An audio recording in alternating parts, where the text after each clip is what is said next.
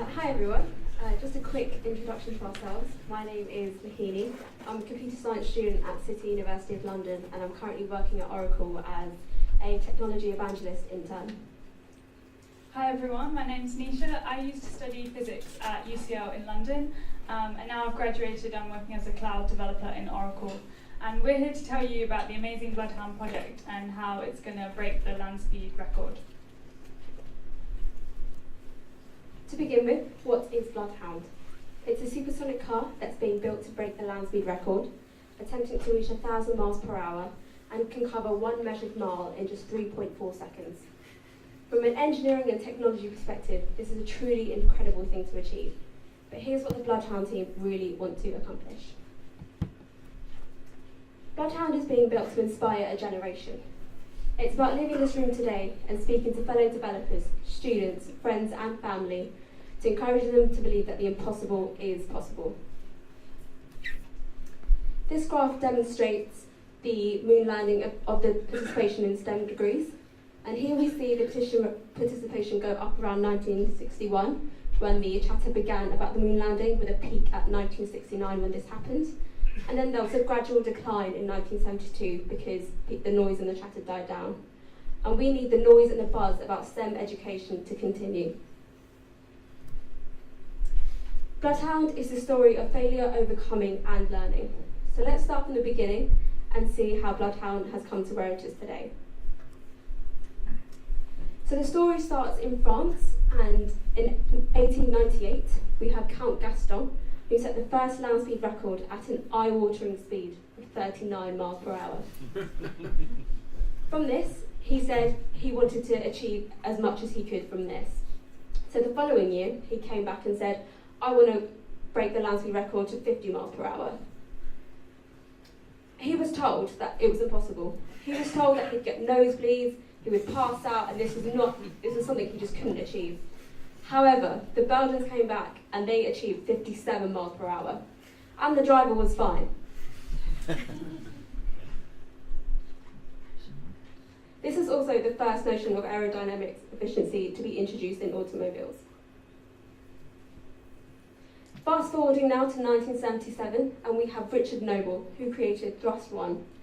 Now, as you can see from this image, the team have made the necessary safety precautions with the smart socks and the smallest fire extinguisher ever to be seen. So the first test run of ThrustSSC was successful, and it was made from a standing start to idle thrust with gradual acceleration, and this reached speeds of 180 miles per hour. The second test run was made with a drag start, and this caused the thrust to build up against the brakes and then released. At around 140 miles per hour, the car rear wheel bearing seized, and this caused the car to roll over and turn sideways. The car never ran again and was sold to a scrap dealer for £175.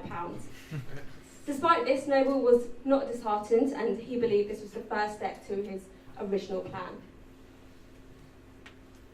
In 1982, Richard tried again and came up with ThrustSSC. And this time he succeeded with reaching speeds of 634 miles per hour. A fun fact, there was a passenger seat built at the back of this car for reporter purposes.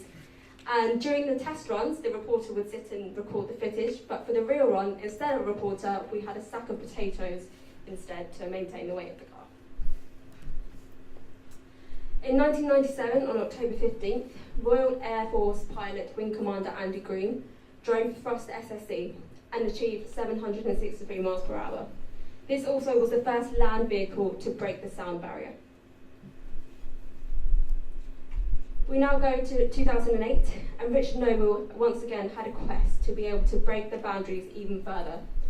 He sent this diagram to Ron Ayres, who's the Chief Engineer of Aerodynamics currently at Bloodhound, and he asked him as well, is this possible? Is this something that we could achieve even further? And he said, of course we can. And this is how Bloodhound was achieved. During the initial stages of Bloodhound, when the engineers were working on building the car, the data that they collated was being put on memory sticks and passed around within the team, but also sent locally by post to local schools to see what they were doing. This is where a technology team came in, and we said, let's put a computer inside the car let's put sensors around the car so we can then collect the data at a much faster rate and send the data out to a global scale. Here we have some images from the Newquay Test Run in October, and the next image shows the jet engine being fired up for the first time, and later on we're going to talk more about what happens at Newquay. Okay, so how is the Bloodhound car actually connected to the Oracle Cloud? So the car itself has around 550 to 600 sensors all around the car, tracking things like the speed, the acceleration, the stress and strain on certain parts of the car, the pressure of the tyres, the weather conditions, the list goes on and on. So you can imagine that we're streaming, or we want to stream, millions of lines of data every single second. So in order to stream this in real time, we've actually attached some hardware to the car itself, including devices such as Raspberry Pis and LTE routers, anything that you can buy in a store. So we wanted to show how easy it is to achieve something like this. So the data from the sensors is being picked up by the Raspberry Pis, and it is sent to the Pis via a UDP packet. The UDP is then converted into a JSON payload on the Raspberry Pis, and then the JSON payload is then sent to the Oracle Cloud via the LTE routers, and it's basically streamed over a 4G mobile network. And then it's sent to the Oracle Cloud, where we can store the data, we can process it in many different ways, and we can interpret the data for ourselves. So again, there's around 600 sensors all over the car, and the sensors are connected to 7 real-time computers, and these act as gateways. The real-time computers are then collecting the data using, or sending the data using a UDP packet rather than a TCP protocol. And this is essentially just to speed up the machine-to-machine networking, and so it allows the data to be transferred much more faster and much more efficiently. The message frequency is 400 hertz within the car network and 550 hertz externally. The UDP parser runs on the Raspberry Pi, and the script in order to convert the UDP into JSON payload is all written in Python. And then the payload is sent to the Oracle Cloud, where all these different types of services come into play, and we'll mention them a little bit later on. So the error handling and the actual check process in order to ensure whether the data has actually been received from the sensors is then done at a later stage through something called RabbitMQ, which is basically an open source message broker and a queuing protocol. So we use RabbitMQ at a later stage. This is essentially a snapshot of the real-time computer's config file, and this tells us lots of information about the sensor ID and what type of data the sensor actually picks up. So this is really important for when we are collecting some millions of data that we stream from the Bloodhound car and across the 600 sensors. And this is essentially what we obtain from the UDP packet. So we convert this into a much more readable structure, into a JSON structure. So it's a lot more easy for humans to interpret. So you can see things like the CPU name, the sensor name, the initial value, the sensor value, whether the sensor is on. You can see lots of different information that has been collected. So, and again, the conversion from UDP to JSON is all is written in a Python script, and it's on the Raspberry Pi. So in terms of the actual architectural components of how we hooked up the Bloodhound car to the Oracle Cloud, we have 2 different versions of the architecture. So this is version 1, and all the data is being passed through the Raspberry Pi and through the LTE routers to our SOA cloud service, and essentially then redistributed to Internet of Things, Content Experience, and Database Cloud Service.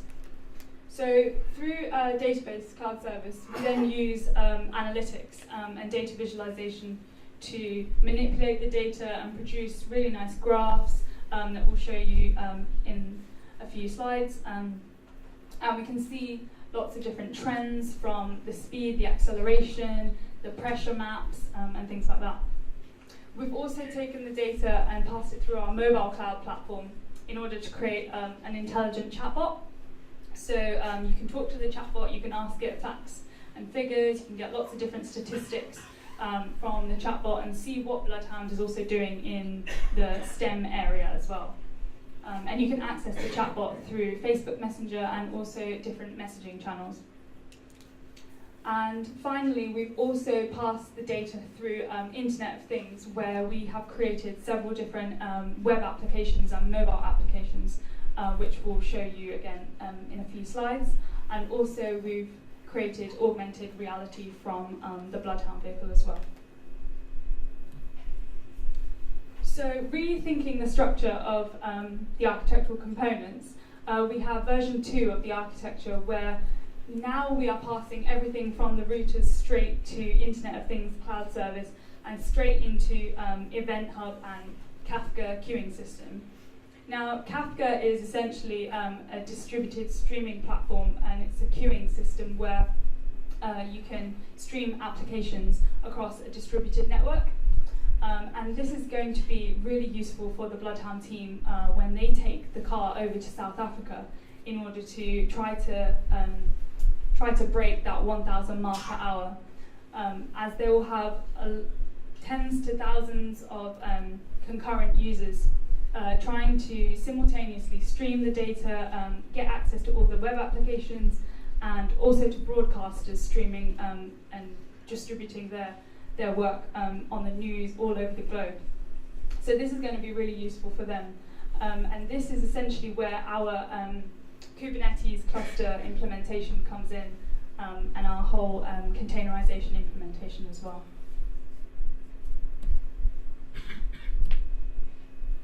So just a quick recap.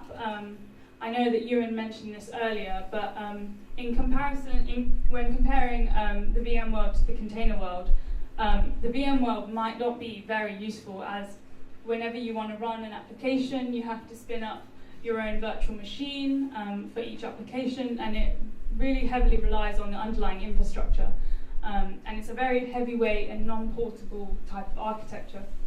But we see more and more architectures being moved into the container world, where you can use Docker containers to wrap up all your software dependencies and your binaries, all your code, and also use of machine images into the container itself.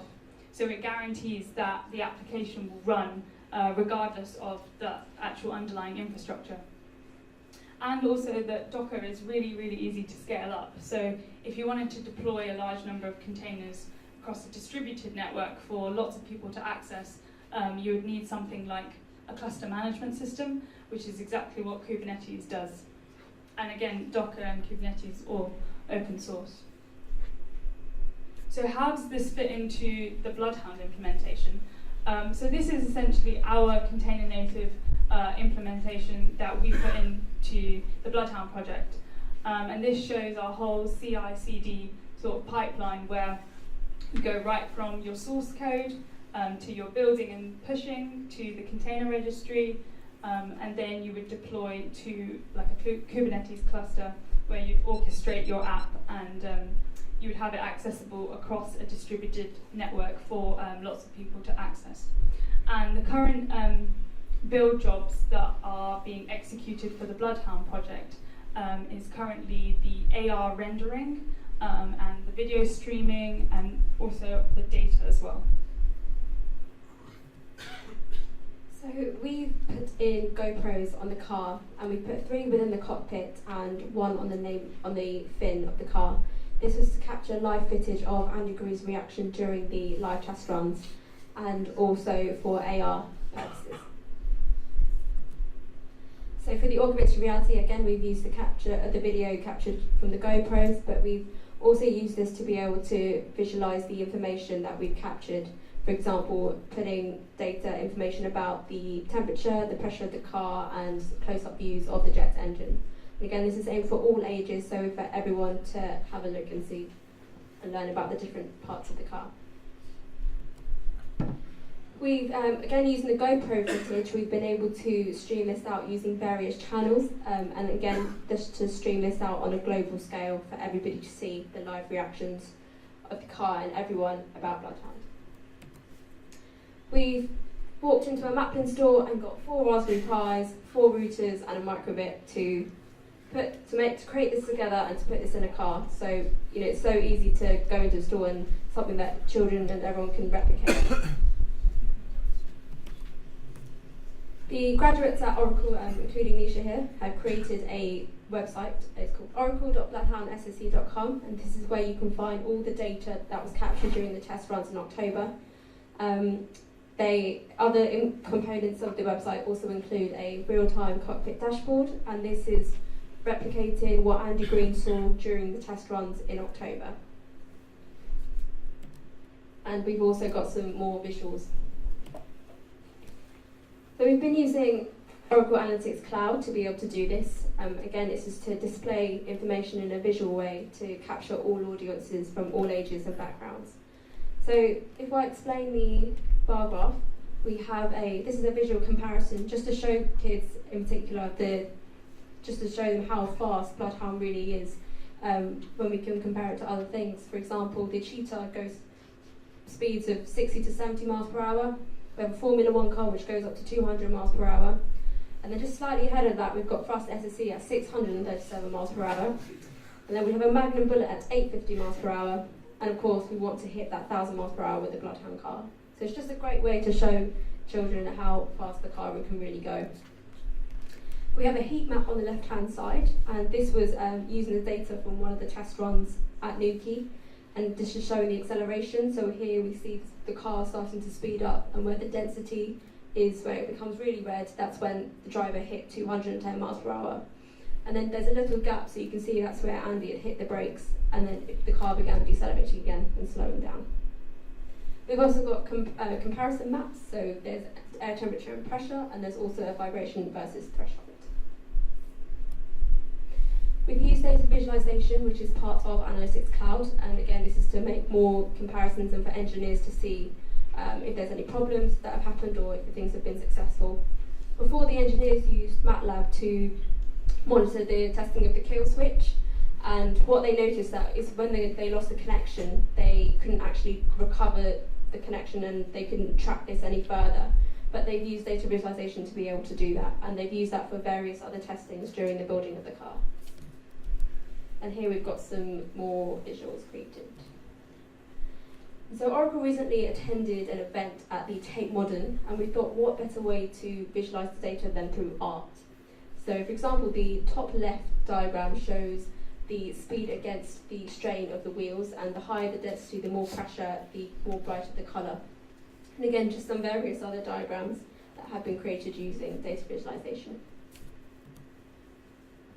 So another aspect to consider when in a project like this is definitely simulating the fluid flow around the car and simulating computational fluid dynamics and designing the car to be as aerodynamic as possible. So we've used our bare metal instances to simulate some of these computational fluid dynamic algorithms. And essentially we have 30 bare metal instances, each of which have 36 cores each, and 256 gigs of RAM. So when simulating these algorithms, it's been really useful for the Bloodhound team because these types of computations can't easily be done on like a normal laptop or a desktop. So this has really helped them.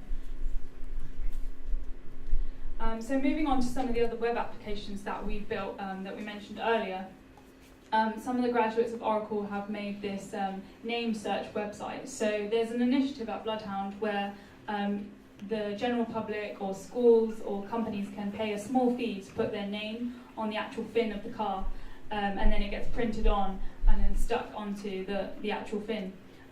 But because there's 40,000 of these names so far, you can't easily see your name because it's really tiny. So the graduates at Oracle have made this name search website where you can just search for your name, you can zoom in and out, you can pan around and have a play with that. And this has all been created using HTML, JavaScript and SQL. Another web application that we built was the real-time dashboard. So essentially the dashboard emulates what Andy Green sees in the cockpit of the car, and it's synced up to the test run data via a webhook or WebSocket. And it essentially streams in the distance travelled, the speed, the voltage, the front and rear brake temperatures.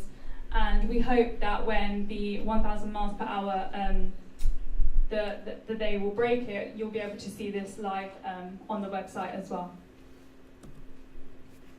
And finally, another web application that we mentioned was our chatbot that we've created.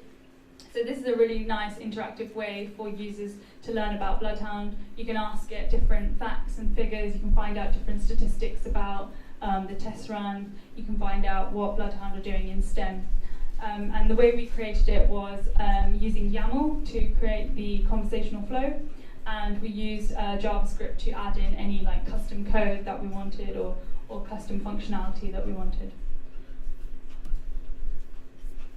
So along with the Bloodhound project, we also have the chance to become Oracle Bloodhound Ambassadors, where we get to go to universities and schools and present workshops and really get children and university students engaged into STEM subjects. So we've had a lot of fun doing that as well. So here we're going to play some footage taken from the GoPros from the Newquay Test Run in October. I can't put my sound.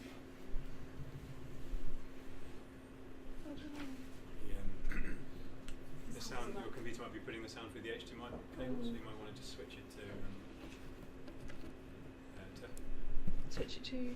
if you say the audio output is the speaker on the laptop. Oh right.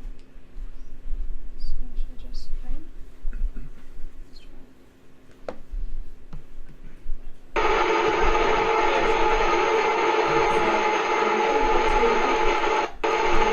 Spent 3 days at the Newquay airport, where schools, children, friends and family and the public all came over, and businesses from across the globe to witness this once in a lifetime opportunity to be able to see the first ever test runs of the car.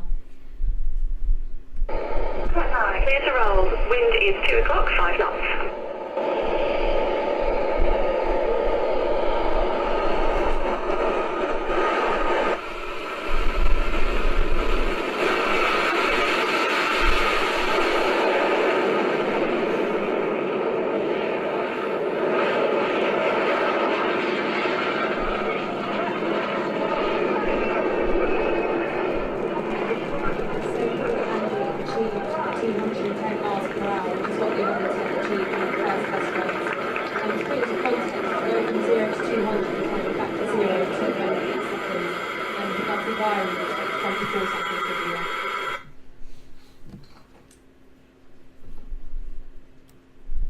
So what's next for Bloodhound? Well, they'd like to go to South Africa to be able to continue their test runs this year, to be able to hit 500 to 600 miles per hour, and then of course next year to get that incredible target of 1,000 miles per hour.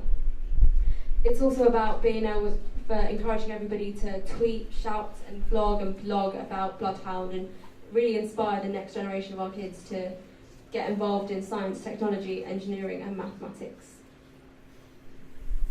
Thank you all for listening, and before we go, we just want to tell you a few upcoming events that are happening. So you probably might have seen at our stand, and Ewan had mentioned just before, we've got Oracle Code coming up for aim for you guys, so registration's not open, and if you want to submit a call for paper, then you can do that. And that's happening on the 30th of May. We're also handing out free cloud credits, so $300 worth of free cloud credits, so you can try out our services. If you'd like to come by our stand and pick up as many vouchers as you want. And finally, we're also hosting a charity hackathon in May. So if you'd like to sign up, the Eventbrite page is going to go live at the end of this month. It's called Hack the Trust, happening on 19th and 20th of May, and it's in partnership with the Prince's Trust, so all proceeds will go to them. And we'd really like to see as many of you there as possible. Thank you. Thank you very much. Thank you.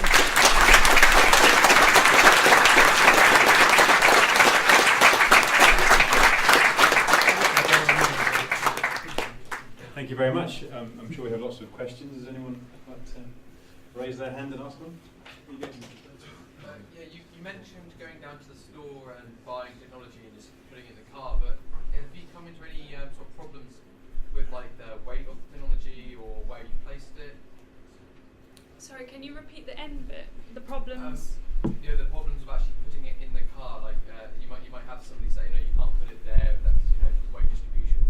So I think with that, you'd have to make sure that obviously we don't want Andy to suddenly start kicking it whilst he's hitting the brakes to just accidentally tap the wires, which will cause a few problems. But yeah, I think there have been discussions about that. Yeah, so there was actually like specific places in the car where you can't put things because of the weight being distributed, and you can imagine if he's travelling faster than the speed of sound, any slight movement is going to make the car move like in a very sudden way. So the placement of our kit was a real consideration as well. Yeah. Anyone else? I think you mentioned it quite briefly, but can you give us an idea of how much time it will take him when he does his 1,000-mile-an-hour run? How long will the 1,000-mile-an-hour run take? Very quick. I think it's under 30 seconds. We think it's under 30 seconds. Yeah, definitely. Yeah, we're not sure the exact amount, but very quick. Anyone else? Anders, have you got any questions? Is it what happens? Are you making any refinements to the car using the measurements from the sensors? Is the sensor data going back to the designers to improve the car? Yes, yeah, it's all being passed back to the Bloodhound team, and we're working alongside them to sort of like change the design, and I think that's happening over the next few years. So yeah. Can I ask a question? Is the dashboard in the car connected via the Oracle technology to power that, or is that a different system? I think it's a different system. From the data, from what we've collated, the data that we've then collated, we've been able to replicate that pretty accurately. So when, for example, when the speed does increase, that's exactly the same as what Andy Group sees at the same time.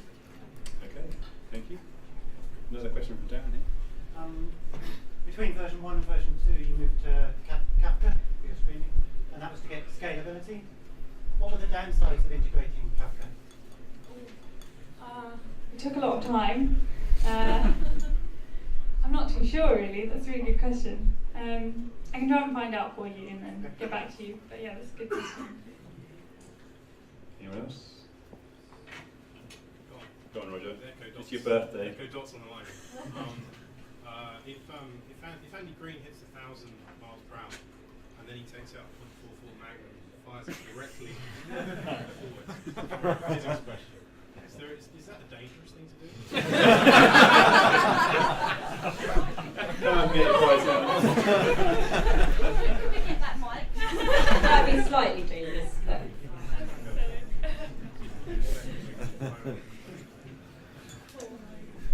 Okay, thank you very much. We'll have another break for some tea now, and then come back after that. Thank you.